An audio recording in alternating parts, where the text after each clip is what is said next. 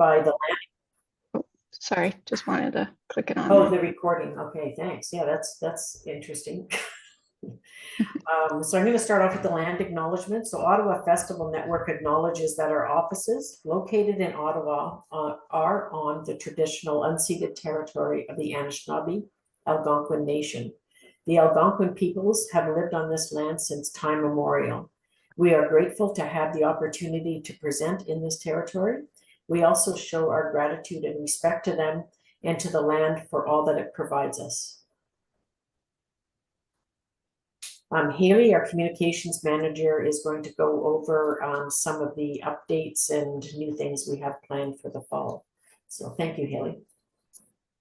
Yeah, so we do have a couple of big events coming up that I want to put on everybody's radar. First off, in October, a couple of days before Halloween, we're hosting the Volunteer Connect Awards, and this is OFN's 10th annual Volunteer Award celebration, and it's really a chance to recognize all the hardworking festival, special event, and fair volunteers out there, and give your standout volunteers a chance to win one of our 4 awards. And each award comes with a $500 cash prize. So definitely a nice way to recognize their work and contributions. So we have 4 award categories. And you can nominate 1 person per category. So rookie volunteer, which is like a first time volunteer to your event, youth volunteer, adult and senior volunteer. You don't need to have 1 for each category. So if you just have maybe 2 of the categories nominations for those, you can submit those. And the deadline to submit nominations is coming up on the 30th of September. And then the event itself on the 29th, and that'll be at Overflow Brewing Company from 4 to 6 p.m. We're doing a fun masquerade theme, and we'll have our excellent host, David Brennan, who's a hilarious comedian, be on site again, making all of us laugh and entertain us. And there'll be food and prizes. It's super fun. A great way to, like I said, recognize and celebrate all your volunteers for all the work that they do for your organization and the industry at large. So encourage everybody to come. It's free to come. Just register to attend, and I'll pop all those details in the chat with links for those. So it's handy. And then our second event coming up, we're just starting to put out communications around. So we're doing a town hall on November 27th, and that'll be at the Invest Ottawa location at Bayview Yards from 9 to 11 a.m. And this is going to be an in-person facilitated interactive session where you can tell us what's on your agenda, what your biggest, most stubborn pain points are, some of the ideas that you have for how to move this industry forward, what would be the most helpful for us to support you with. And all of that feedback and discussion will really directly inform our advocacy, our service offerings, how we move forward together. So we really encourage everyone to sign up for that as well. And Tara, who will join later on the call, can speak more to that, and you can talk to any of us if you have questions or want more information. But those are the two big events I want to encourage everyone to attend. And that's all from my point of view. So we can move into the topic that we're all here for. Based on the attendance, we can tell this is a popular topic, talking about the risk of weather, how unpredictable that can be, and the impact it has on all of our programming. So I'll introduce our first panelist. So Janet Sellery is joining us from Event Safety Alliance Canada, and I'll let her take over. Thank you, Janet. Excellent. Thank you, Haley. I'm going to share my screen, and I'm just going to see if I can get it into the appropriate mode. How am I looking, Haley? Perfect. Yep. Perfect. All right. That's all anyone can hope for. So I've got a QR code there for the Event Safety Alliance Canada website. I will show it again at the end. But just a little bit more detail. As she said, my name is Janet. My pronouns are she, her. I'm a former theater stage manager. I spent a lot of my career at the Stratford Festival, 24 seasons, and I work as an occupational health and safety consultant, specializing in arts, entertainment, and live events. I'm the board chair for Event Safety Alliance Canada, and I'm a board member at the Event Safety Alliance in the US. I live in Stratford, Ontario, home of the Ontario Pork Congress and hometown of Justin Bieber. He was in my daughter's class. There, that's your little point of trivia. So a quick disclaimer, this conversation is for information only, and you have to comply with all of your relevant legislative requirements and apply them to your specific circumstances. I love this little list of Canada's 10 seasons, and I can't tell if we're in false fall or second summer, but certainly we're somewhere on that list of all the seasons. So I thought I would start off just by talking about some of the things that weather affects where I live. Our city's live events and tourism are greatly affected by the changes in seasons and the weather. We kick off spring with the Swan Parade. You can see those swans are led from their winter quarters to the river by a pipe band. And some years it's so cold that the river is still frozen. So they have to cancel the event and then they get moved on a warmer date, but without all the pageantry. Spring also marks the beginning of the Stratford Festival season, which continues through the summer and into the fall. During the Stratford summer music season, they have a lot of outdoor events, including music on the barge that goes on the river. So you can see in the bottom corner. It's also a time for buskers, including that young singer in the middle who might look familiar. Autumn brings us all of the fall fairs, and by the time we turn around to January, we've got Winterfest with ice carving and all those other outdoor activities. Unfortunately, sometimes even though the swans get frozen out, we get rained on during Winterfest. So like all of your organizations and locations, we have all of these different seasonal variations that affect the events. So when it comes to weather planning, I wanted to just give a quick outline of sort of the basic steps that you need to be considering. And it really starts off with identifying what your relevant weather-related hazards are. Now, in the past, we really focused mainly on wind and lightning. Those were the hazards that caused a lot of fatalities. Certainly wind caused some very, very serious structural catastrophes.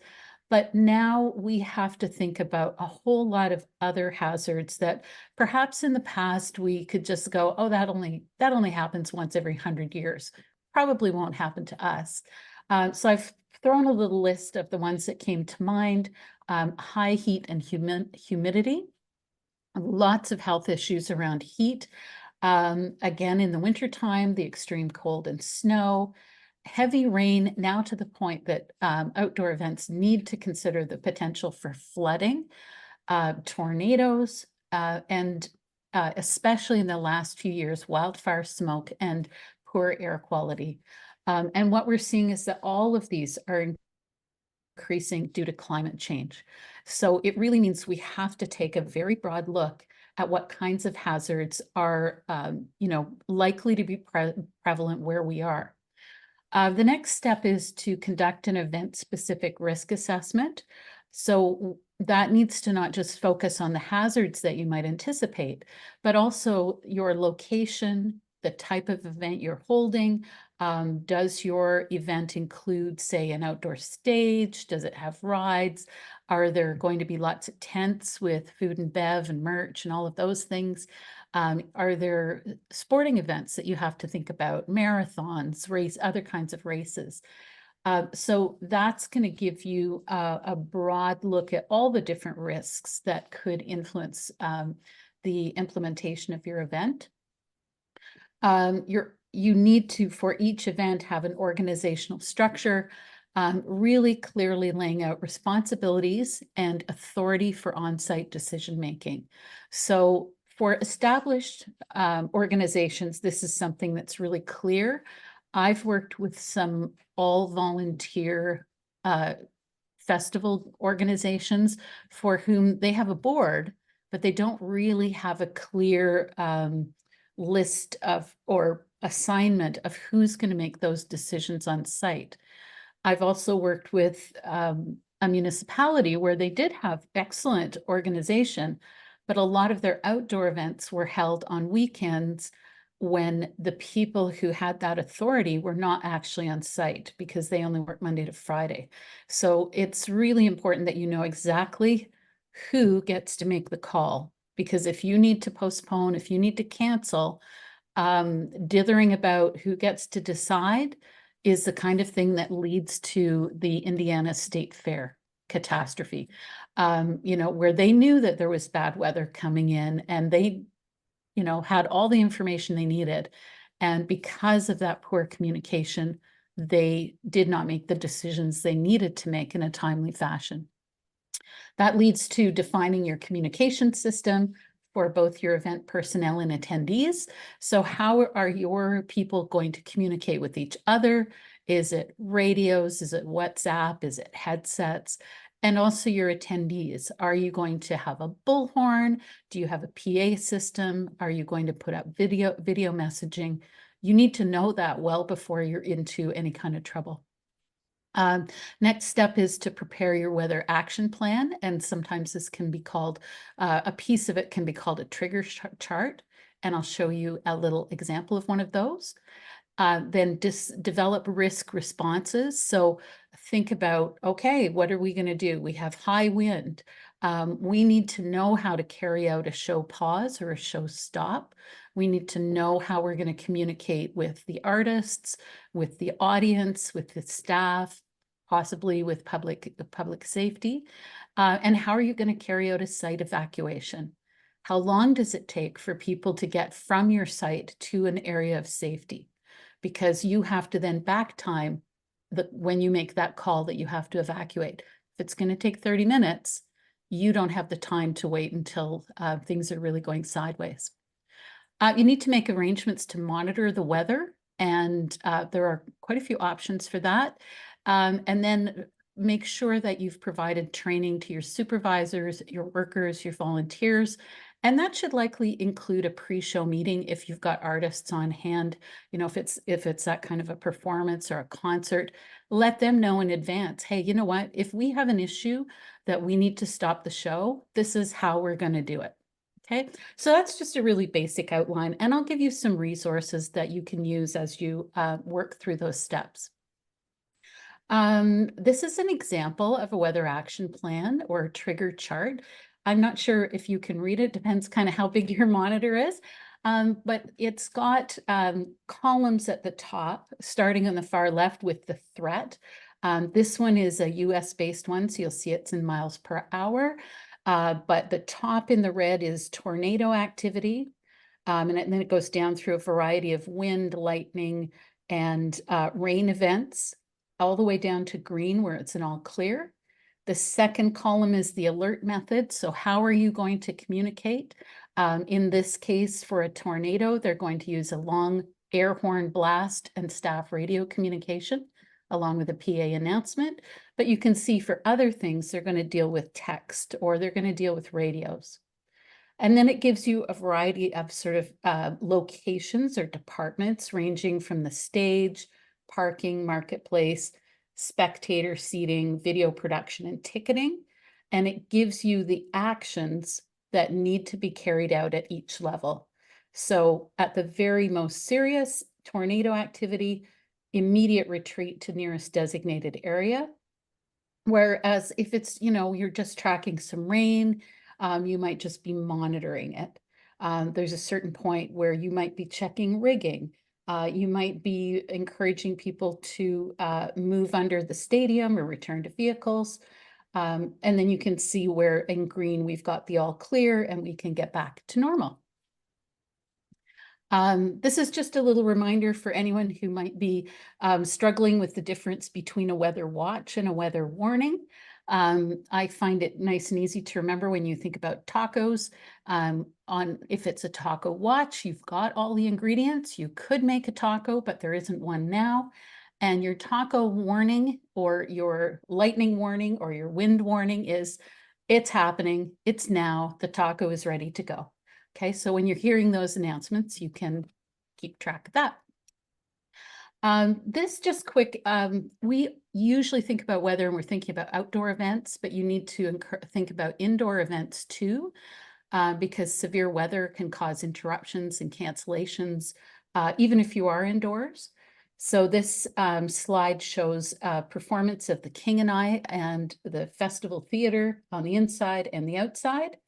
And I'm referring back to that Northeast power blackout in 2003, where there was a massive blackout that cascaded across the province.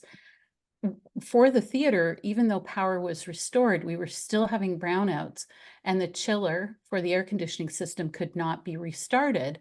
So the next day, even though power had been restored, the theater was still so hot inside that we had to cancel a performance.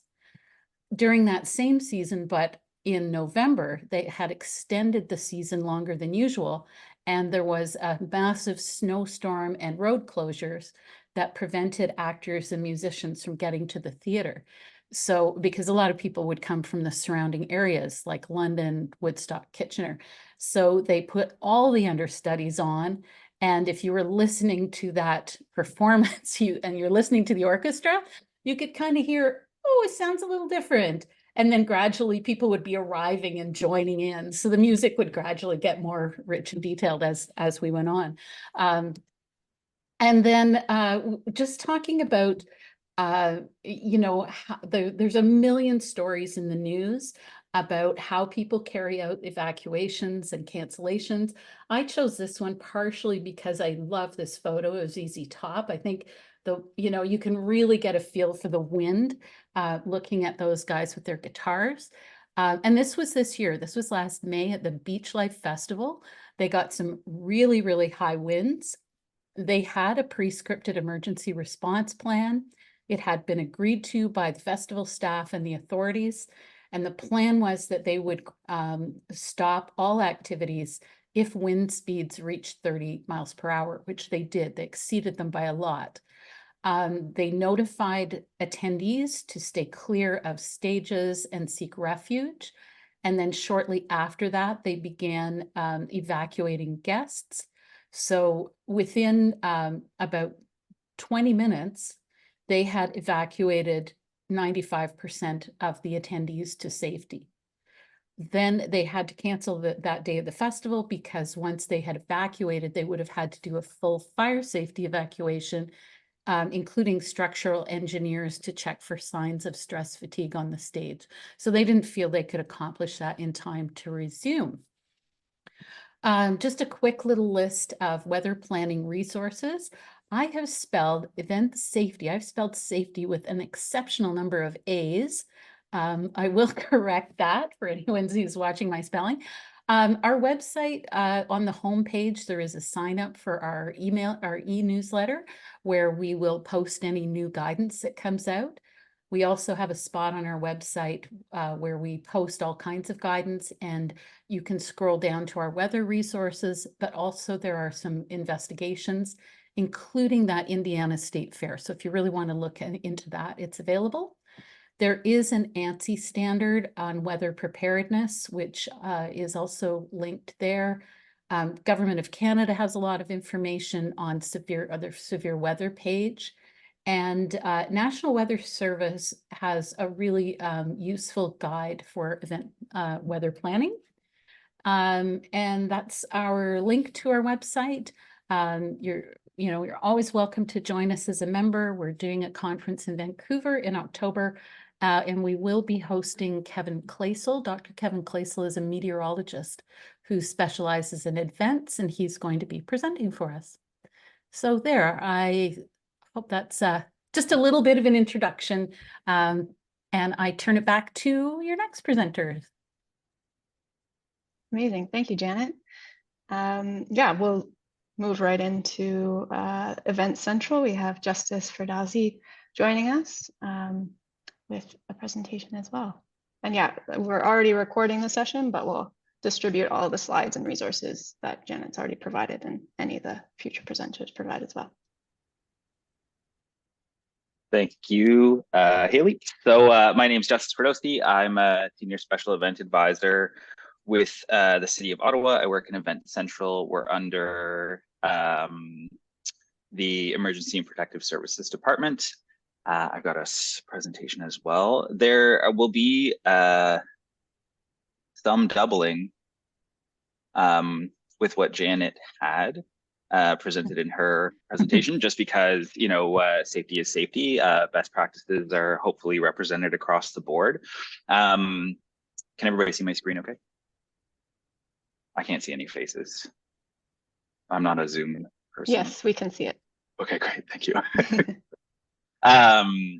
But I'll speak most specific, well, very specifically to the requirements for the City of Ottawa. So those requirements will sort of touch on what we consider within Event Central. So I'll talk at first about what we do, who I am, and our role. So within the City of Ottawa, there's a special event on public and private property bylaw. That bylaw determines the threshold for submitting a special event permit application for special events that exceed a 500-person attendance at any one time, whether indoor or outdoor.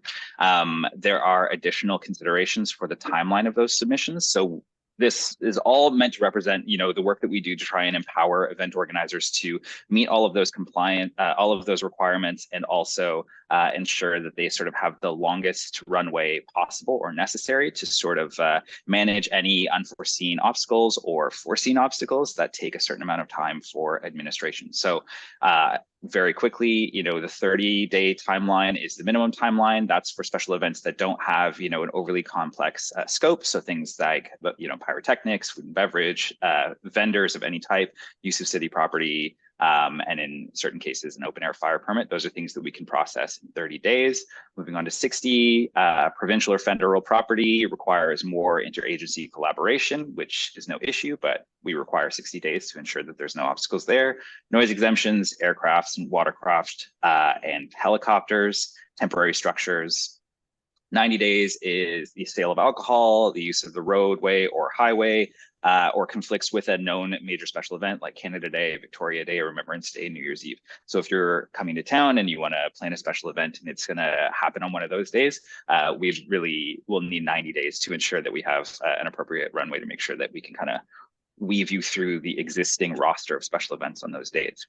When submitting an application to Event Central, we have a web portal, which I'll go into in more detail, but the three things that we really require are the event application, which is an online application, the site and or route plan. So if you're a race, for example, we would need a route plan. So a map that shows the proposed route for your event, and then a site plan indicating, you know, if there's a staging area or if it's a festival, we want a site layout that talks about, you know, access points, emergency exits, where the vendors would be located, where the stage would be located, emergency exits, I think I said already, first aid tents, those types of things, and then, drum roll, the emergency plan.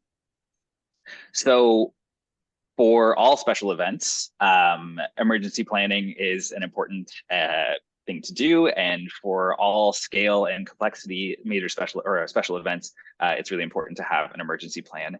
The key fixtures are for that would be, so sorry, part of our application process is to ensure that there's an emergency plan along with your special event permit application. Once we receive that emergency plan, we as Event Central are not the subject matter experts for that type of thing. I think an important part of our role is not in establishing or identifying or prescribing industry best practices for, you know, emergency scenarios or risks or identifying any of those things. Our goal is in providing, is to provide resources to empower event organizers to make those assessments themselves. Then once those assessments have been made, once they've been compiled into an emergency plan, once you've filled out all of the, you know, process documents that we provide you, once you've reviewed all of the resources and you say, okay, this is my plan in case of an emergency, we then pass that along to the special event advisory team, which is compiled of paramedics, police, bylaw, and a whole variety of internal and external stakeholders who have specific subject matter expertise that empower them to review the content of that emergency plan and ensure that it's up to a functional standard for them. So putting all of those things together is how we sort of slowly build the criteria and approvals for issuing a permit for your special event, and making sure that you have everything in place to make sure that you're not unwittingly accepting risks that you didn't mean to, because you didn't know that you needed to be prepared for, for air quality. So another note is that, any of the emergency plans that are submitted to us are kept confidential. They're only shared internally or with identified members of SEAT. I'll say SEAT moving forward, but when I say that, I'm referring to the Special Event Advisory Team. Two of the key event planning and emergency planning resources that we have available are the event guide, which is a comprehensive run through of all of the different criteria for a major special event. So everything from whether you have carriage rides to midway, fireworks, any of those considerations, they're all compiled in the event guide. So it's really the one-stop shop for first-time event organizers or returning event organizers to review and make sure that they know what they're getting into when they're coming to us to apply for a special event permit. And then we also have a dedicated emergency planning guide for event organizers, which is a comprehensive guide we've created to help event organizers in understanding their responsibilities, assessing risks, hazards at events, best practices, and completing the online emergency planning tool. The online emergency planning tool, again, is a tool that we've created that sort of provides you with the appropriate prompts to make your way through a risk assessment for your event. So we ask for the different details of your event, the different considerations, and then allow you to sort of make an assessment based on those prompts.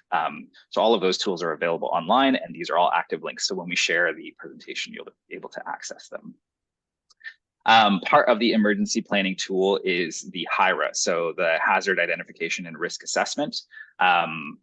Our definition for those things: hazard is something that could happen at an event. So it's something that could cause bodily harm or damage, or this says social and economic disruption. And basically anything that could be an undesired effect or have an undesired effect at your event. The risk is the likelihood of that happening. And then the risk mitigation and management is a measure of how likely it is. Measures that we put in place. The things that you put in, the things that you put in place to inhibit the likelihood of those things happening. So if there's concerns about it raining, maybe you have a tent. It's a silly example, but you get my point. And then risk prevention and reduction. So activities aimed at lessening or eliminating either the probability factor or the impact factor, or both associated with a given hazard. So again, there's a HIRA rubric similar to what Janet showed, where you would go through all of the risk factors. So we've listed a lot of things that could be potential risks, and then sort of identify what your risk mitigation plans would be and the likelihood of those things. Part of that process is the likelihood and the risk of sudden and severe weather and the need for sort of weather safety preparedness. Almost all events have the potential to be severely impacted by weather events. Managing the hazards associated with weather is an essential and is a really important part of planning an event. If you're planning a winter event, then those considerations would be, really low temperatures, winter season, severe weather, things like snowfall and ice. And in the summer, again, like Janet was saying, I know that we're being reiterative, but would be the introduction of, poor air quality as a result of forest fires, rain, thunderstorms, wind, all of those things have become more and more prevalent in summer time programming. So there are considerations that are really important to include in your risk assessment. Another piece of that is making sure that you have a dependable weather monitoring resource. There are lots of options out there, but they're really becoming more and more crucial for event organizers to have really up-to-date and accurate weather monitoring resources so that they can make informed decisions about whether or not to proceed with their event if they're in the case of sudden and severe weather. And then part of that is, of course, the forecasting associated. So there's my colleague Amy created a very comprehensive list of considerations for emergency planning in association with weather preparedness. So I'll read them verbatim because I would hate to do a disservice to her work here. And then maybe I'll add some color, a couple of knock jokes along the way. So while Janet, that's not on mute because whoever is chuckling is really keeping me going here. It's all I got. While rain, snow, and lightning can present hazards, the largest hazard for an outdoor event has proven to be wind. It is a difficult hazard to predict given its nature. Emergency response procedures must be specific to the event and relative to the event size and format. For something like this, yeah, having 150 people at a community barbecue with a lot of solid structures or commercial buildings close by is not as much of a concern as having 200,000 people in a stadium ground where there's only a structure that could hold 30,000 people and you got to figure out what you're going to do. So the scope of your event, the circumstances and conditions of your event are definitely things that will impact your assessment. Emergency response should identify who's responsible for public addressing the announcements, for making decisions about the execution of the plan. Every type of event will have to have a different plan. So in the case of something like a music festival, often the event organizers have built-in systems for show stops, show pauses, communicating that to the crowd, to the fans. And it's important that they have that all communicated and laid out as part of their emergency plan. Festivals and fairs will have to have different things, PA systems in place. So they're kind of an auxiliary resource that they have to have in place to make sure that that can be effectively communicated and disseminated. Whereas something like a concert, it's pretty easy, or at least easier, to hit pause on the music and then everybody's kind of awareness is drawn equally to the fact that the circumstances or the environment has changed, versus something where people are more spread out. So having that as part of the planning process is really crucial. Event organizers should identify all methods of communication required to execute the plan and to ensure they are in good working order. So whether that's walkie-talkies or some of our very clever event organizers will have, as part of their ticket sales, will have the ability to text emergency updates to their attendees, which is a really great innovation. During a weather hazard situation, time is of the essence. Communication between staff and the public needs to be efficient, accurate, and targeted.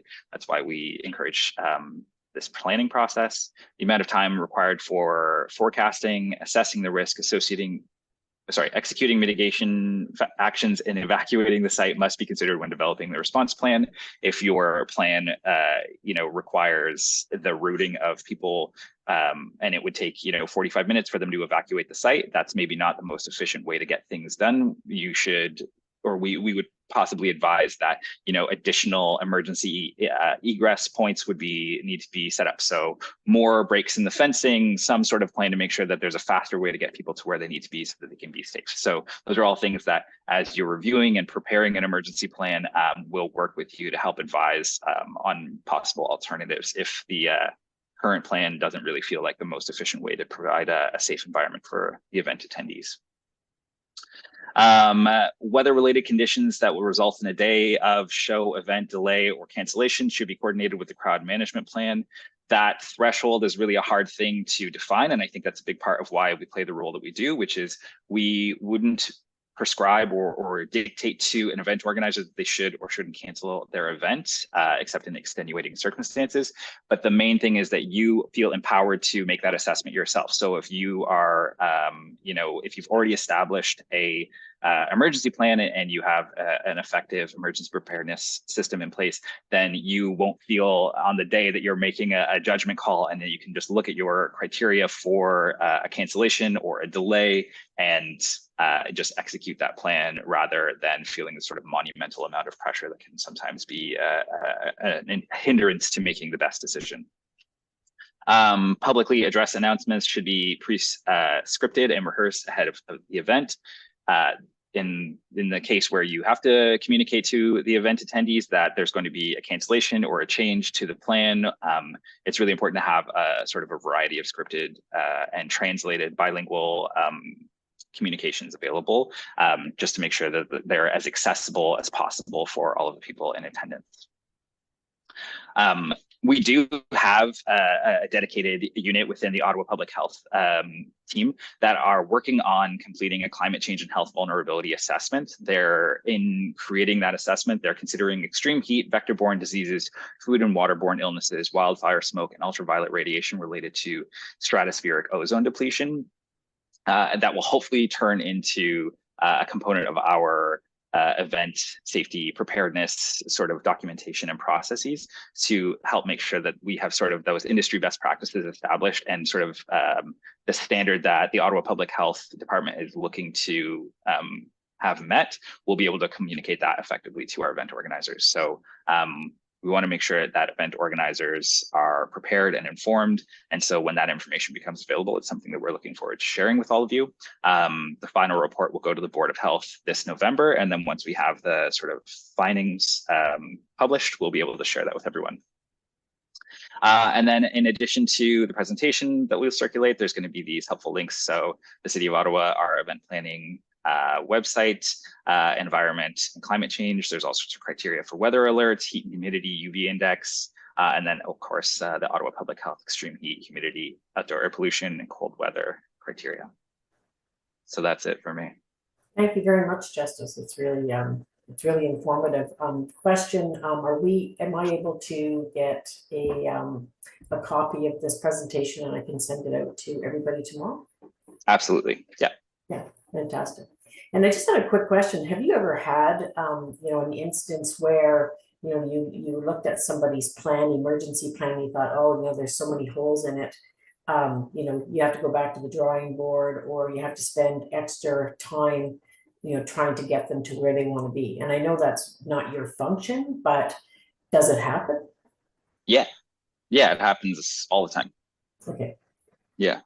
I think the thing is that it's not, I think the main focus for all of our processes is they're only meant to be a hindrance in so much as there is a correlation to their value. So if you've presented an emergency plan that doesn't meet what we perceive as a suitable threshold for safety, we will hold up the process and we will make sure that you circle back and make sure that you have everything in place to make sure that you're, like I said, not accepting a risk that you don't mean to be accepting by not having the appropriate amount of emergency exiting in your fencing if you're selling alcohol or something like that. So if there are those flags, either by a member of my team at Event Central or by a member of SEAT, we definitely will go back to the drawing board and request those updates be made.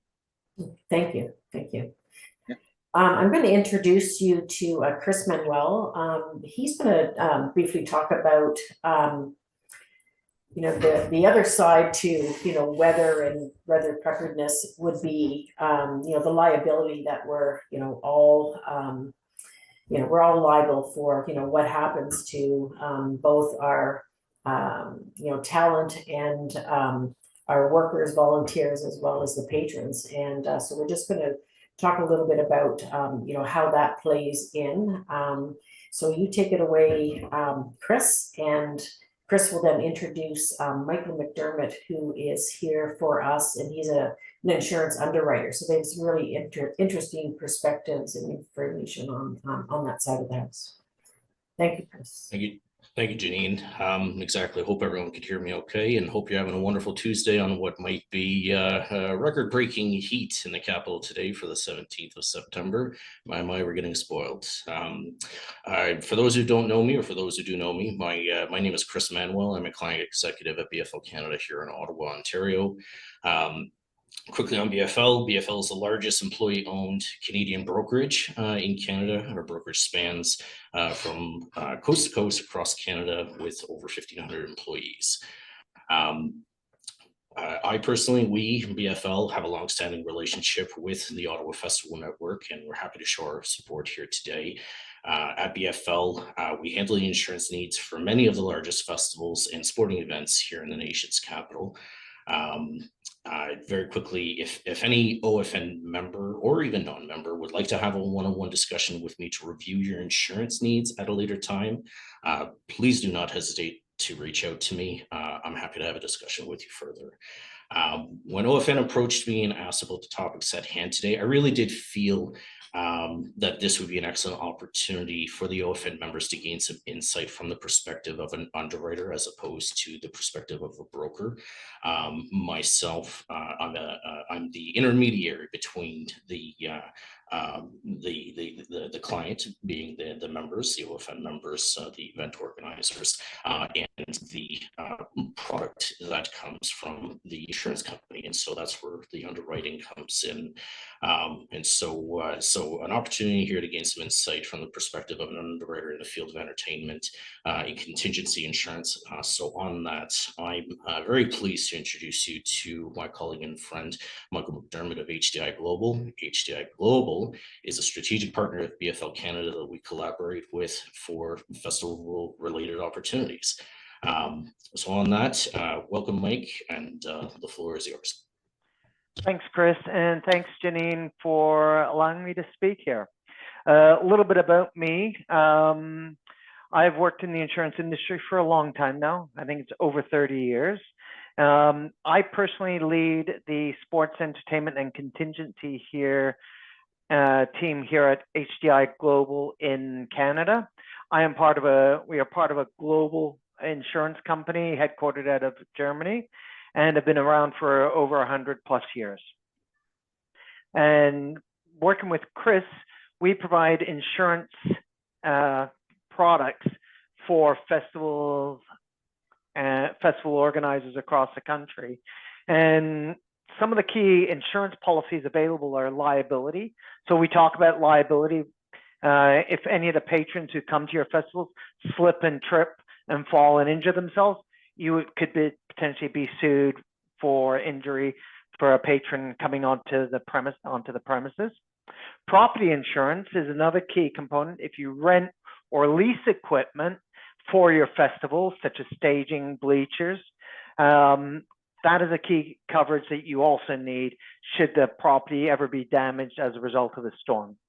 But the main focus of this discussion will be a unique coverage called event cancellation insurance. And it's a unique coverage in that it can protect the organizers against either your loss of revenue, so your income, or the loss of your costs or expenses that the event that you're organizing is canceled. So we can think about, artist fees, loss of deposits. And I know as festival organizers, that is a key component and really helps to keep festivals going. And so our job is to try to put you into the same position you were before a loss happens.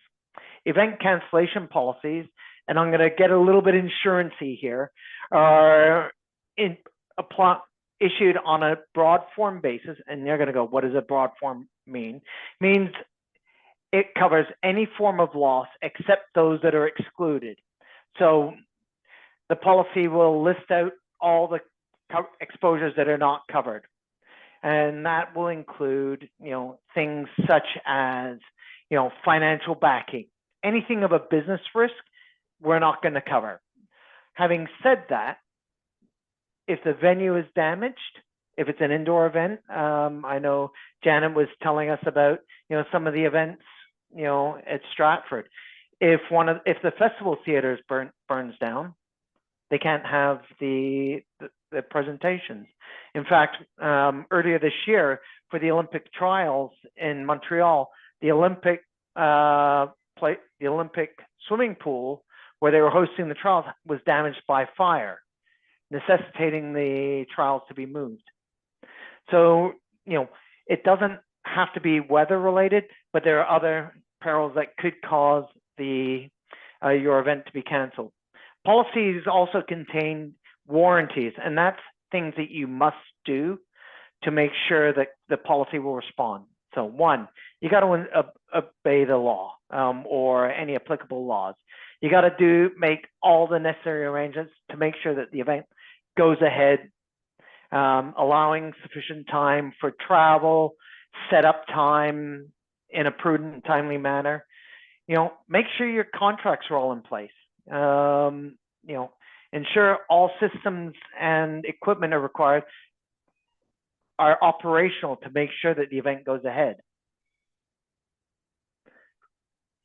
And, finally, for Chris's and my benefit, pay the premium. Insurance premiums are the lifeblood. They also, for a lot of outdoor events, they actually have a couple of additional conditions tied to that. One, the stage and electrics that are used in any performance have to be protected against the weather elements.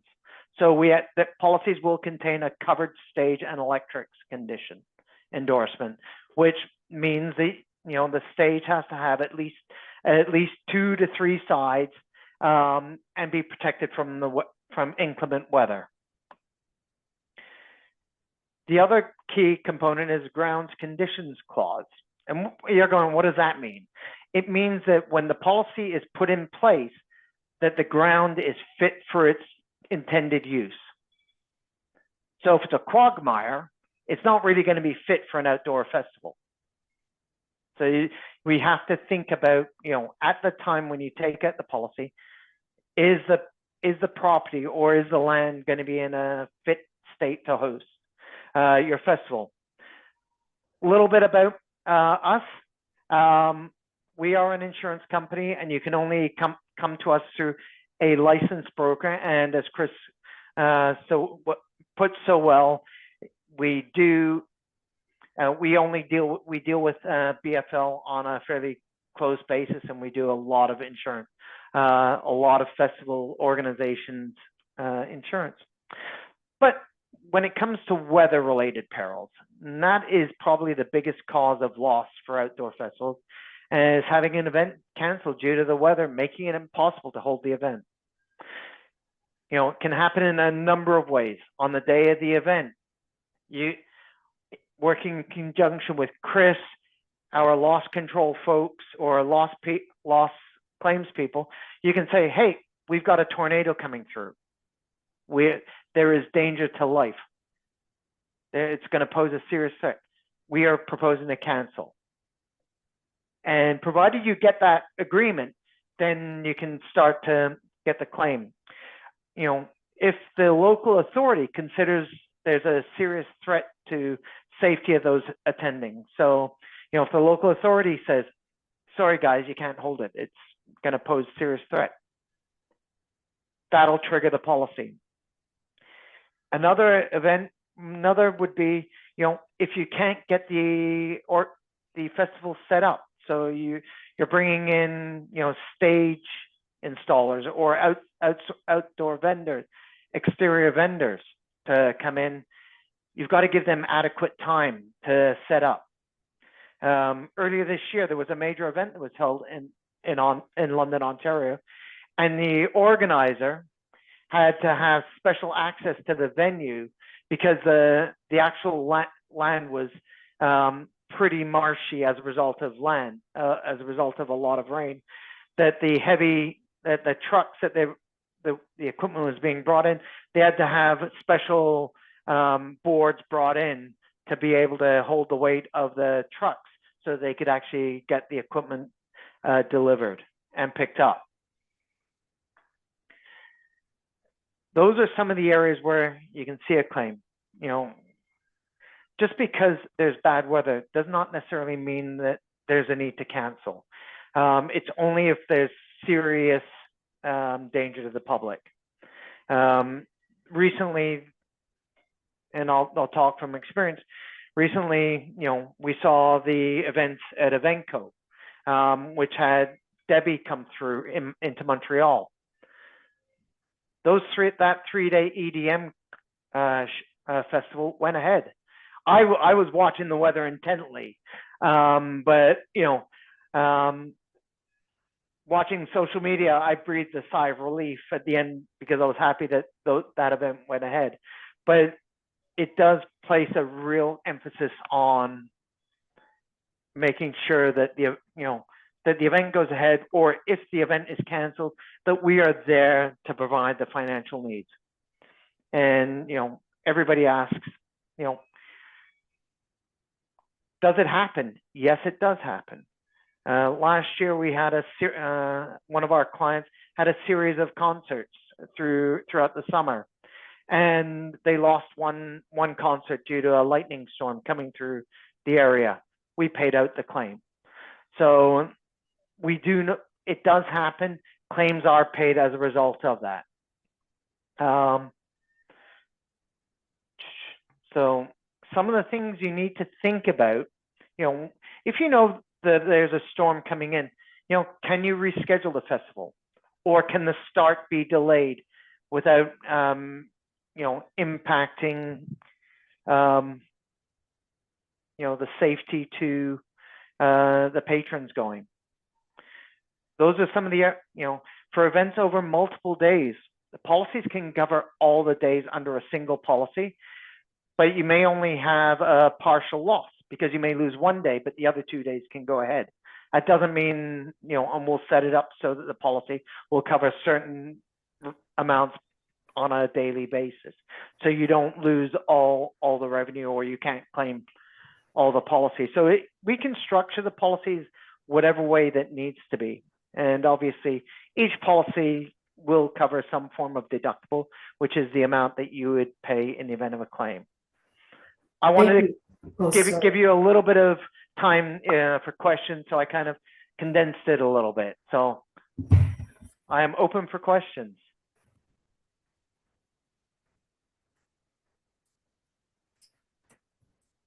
Thanks, Michael. Yeah, we'll open it up for questions for sure. You can raise your hand or put them in the chat. We also have our Executive Director, Tara, joining on the call now too. Tara, I don't know if you're able to say a couple words to everybody. Crazy. Hi, everybody. We're just managing our audio. Tracy from Ottawa Tourism and I are in the same space. So we're trying to figure out technology, but I'm so glad to see everybody. I'm catching the end of this information, which I find super helpful and really informative. So thank you to all of our panelists for being here and giving your time. This is really helpful to our members and our organization and people in general. So thank you so much. So for those I haven't met, I'm brand new. I've only been here 3 months, but I'm loving it. And seeing so many people on this call is super encouraging, and re-engaging our membership in this really, and in these calls, I think is really important. So thank you to the staff that's doing a great job hosting this. And I just want to say a quick hi to everybody and thank you again. And I would love to hear your questions. And when you see me disappear, it's just because I have to go to another meeting. But thank you again for being here. Thanks, Tara.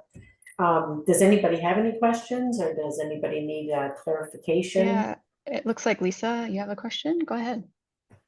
I have a question. I've been a part of many events as an attendee and in different levels of responsibility. And one that I've worked at for many years is like being an usher at TD Place for the Red Blacks. And we really have the weather related procedures down.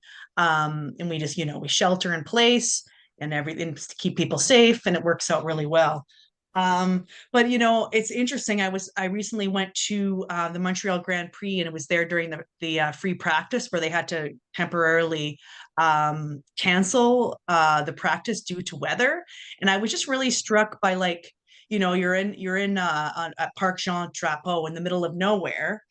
They cancel the free practice, but there was no, I'm like, well, what's the shelter in place plan? Where are we supposed to go to get shelter? And there just really wasn't any guidance there. And I was just curious, generally, what do organizations for an event like that that's set up, that's not in a, have the arena or a structure close by that they have access to? What's the responsibility for event organizers in that kind of situation? What's the best practice when there isn't an actual easy access to a structure nearby? It's a really good question. Janet? So I would say that the organizer would have the responsibility of planning for any kind of weather event. And that should be, as I mentioned earlier, it should be informed by the distance to shelter.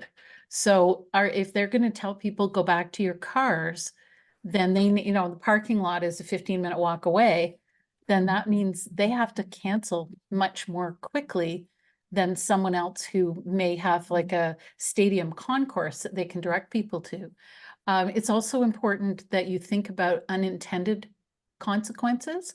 So there have been some concerts where they have safely evacuated people from an outdoor stadium into a concourse, but then had high heat, no fans, no water available. So then you have people collapsing because of, you know, heat stress.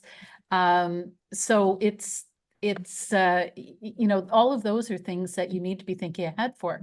I'm looking forward to having a look at the Event Central documents, because I think Ottawa is certainly head and shoulders above a lot of municipalities in terms of the guidance that is available. So but it varies across the country, and it varies even from one municipality to another. But you've hit on a really, like, so if I were in that audience, in that group of spectators, I'd probably be making my own personal decisions. And a lot of times you'll see people doing that. If you watch video of baseball games, football games, you'll see crowds of people starting to leave as the lightning is flashing away in the background of the video. Not But ideal. it's safe to leave. We ended up gathering under the stands, but we're like, well, are these stands grounded?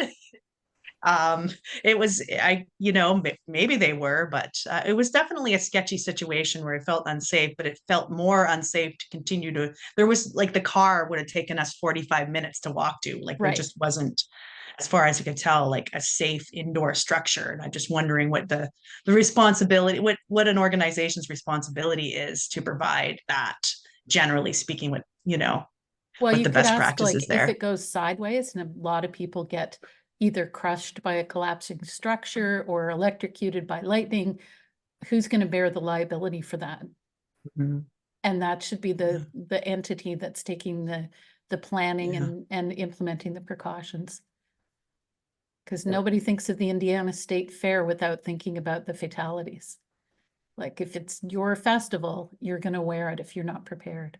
Right. And on top of that, especially if you have certain numbers of attendees, don't ignore that. And that was one of the big issues at the Downsview issue, where the municipality said you only have approval for a certain number of people, and they oversold the event and allowed more patrons in, which led to additional injuries and fatalities at Downsview as well. So that, and I was talking to a risk manager there, and he said the organizers completely ignored that risk management aspect. Once it was sold out, that's it. Don't sell any more. You know, don't allow any more people, because you're bearing the responsibility of other people attending.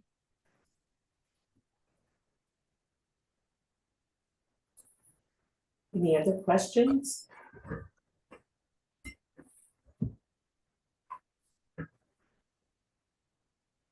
Well, I think Yeah, maybe Jason. Pardon me. Oh, Oh, I'm I sorry. think Jason. Yeah, Sorry, sorry, Jason. I don't know how to digitally raise my hand, and I'm a technical person, so that's pretty bad. I don't know. So I just want to go back to what Janet said in her part, which is, and I have a real life experience with, it's the communication and the lack of it to the public.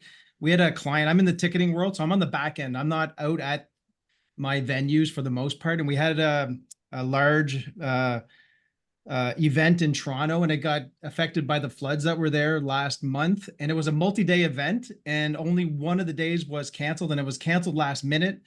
And there was a lot of confusion because the people on their way to the venue weren't affected by the floods. They didn't even know what was going on. And then my client wasn't really good at communicating to the world what was going on. And so the brunt of what happened was they then sort of came on our help desk and said, like, what's going on? And we weren't there, and we weren't getting good communication. So Janet, I really appreciate what you said about communicating to the public, but also communicating to all the people behind the scenes, including the ticket providers, everyone else on site. My client at the end did say, sorry, we didn't expect this, but that's great. But we're in Canada, these things happen. So I really appreciate your communication part for all parties involved. Thank you, Jason. And, you know, I mean, I guess it's all about, you know, you have to have a really well-oiled machine. You know, nowadays you can't just think that, everybody knows what you're thinking and everybody knows what you're doing. And, as festivals are getting bigger and, and the weather is just a little more precarious, we're, it's really now a time that we have to bring all the people in, everybody from, the people organizing, the, volunteers, the techies, and then your patrons. And, what is the plan? It's even, like when you go into a hotel, there's always on the back of the door, this sign to say, well, if there's a fire, this is how you get it, and this is the route and all of that kind of stuff. I mean, even sharing with patrons, how, what is the plan? So if something happens, how do you get out of here? And I don't know if that, is something that maybe we should address, going forward is, some sort of a new perspective on how we should communicate with the crowds. Looks like Tara has a question as well. Go ahead.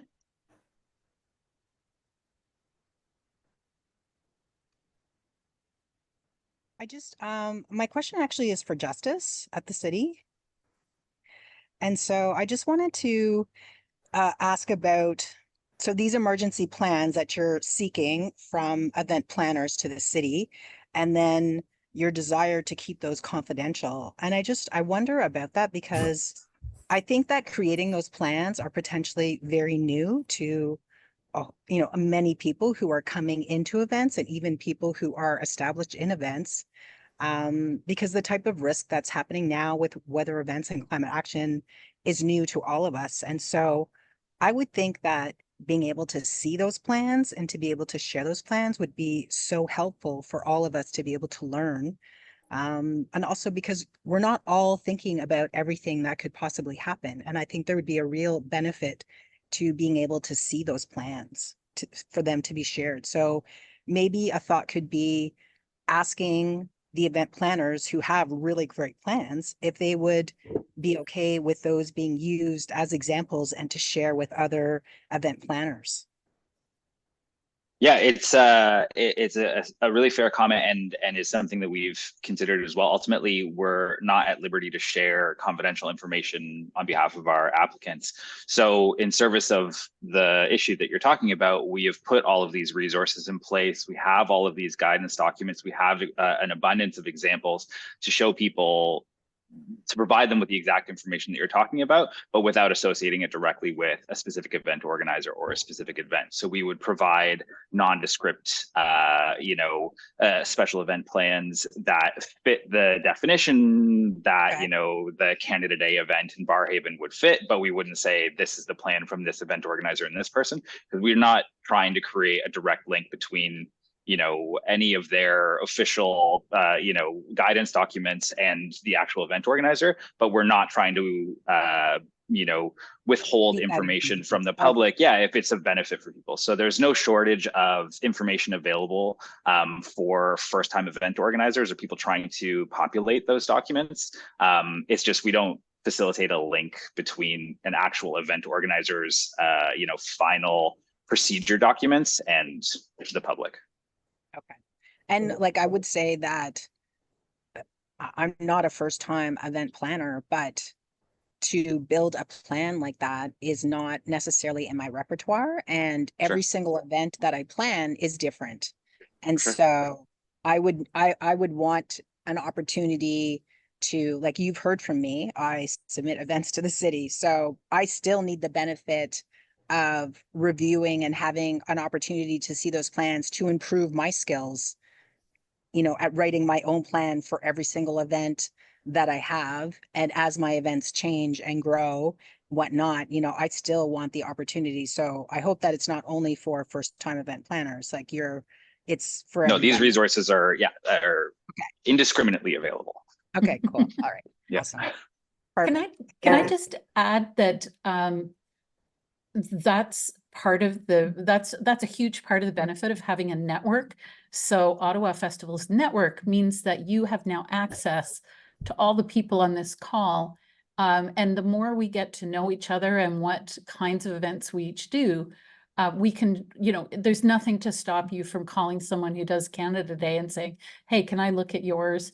But the reason why I would be cautious about publishing anyone else's plan, is that there is a danger that people will do a find and replace.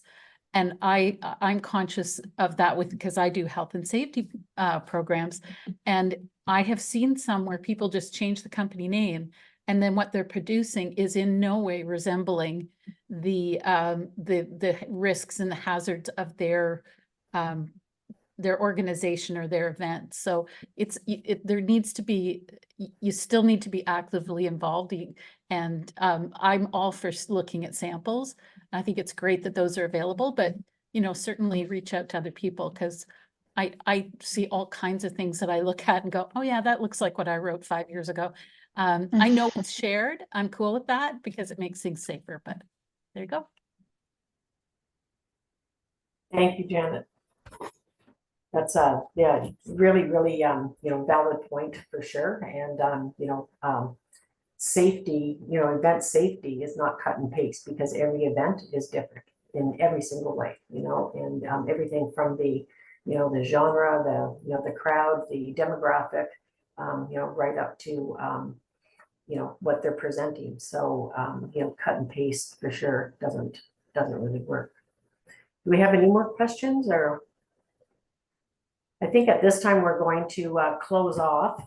Like I said at the beginning, we are going to send everybody a recording, or at least access to a recording. We put it up on our private YouTube channel, so we'll let you know and send you the link for that. And I will be sending a summary of the event. So if the presenters could send me the PowerPoints or the presentations, I'd be happy to attach those to the summary. And thank you so much for taking the time to come. Thank you very much for our panel. We really appreciate the information.